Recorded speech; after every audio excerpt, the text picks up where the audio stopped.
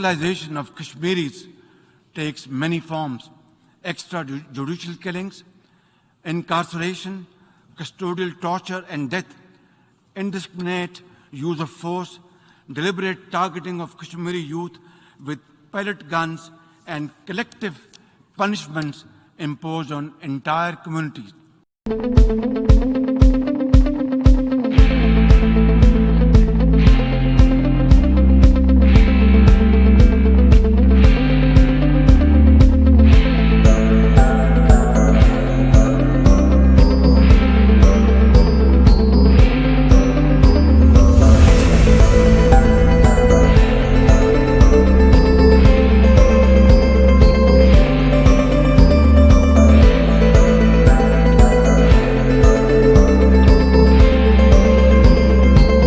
Statement delivered by Pakistan under this agenda item. Mr. Vice President, it is ironical that Pakistan, a state whose foundation was laid on communal ideology, speaks of communal disharmony and religious intolerance. In its obsession with puritanism, Pakistan has unleashed systematic persecution of its own minorities, including Shias, Ahmadiyas, Ismailis and Hazaras, who are subject to sectarian violence and systemic discrimination daily. Abductions, forced conversions, and marriages of Hindus, Sikhs, and Christians are apt examples of Pakistan's flourishing policy of religious intolerance and hatred. Enforced disappearances, state violence, and forced mass displacements, harassment, extrajudicial killings, army operations, torture, kill and dump, torture camps, detention centers, military camps are rampant in Balochistan, Sindh, and Khyber Pakhtunkhwa.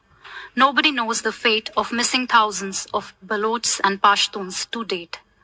Pakistan has consistently failed in meeting the global demand for dismantling the terrorism mill in Pakistan that churns out terrorists who are responsible for violating the most fundamental of human rights, the right to life of people in our region and around the world. The reality is that Pakistan has become a victim of its own state policies to nurture terrorist organizations. As an epicenter of terrorism, Pakistan has posed threat to the security of the countries in the region and beyond. Even as terrorists thrive in Pakistan and roam its streets with impunity, we have heard it lecture about protection of human rights in India. The world does not need lessons on democracy and human rights from a country whose contribution to globalization of terror is unparalleled.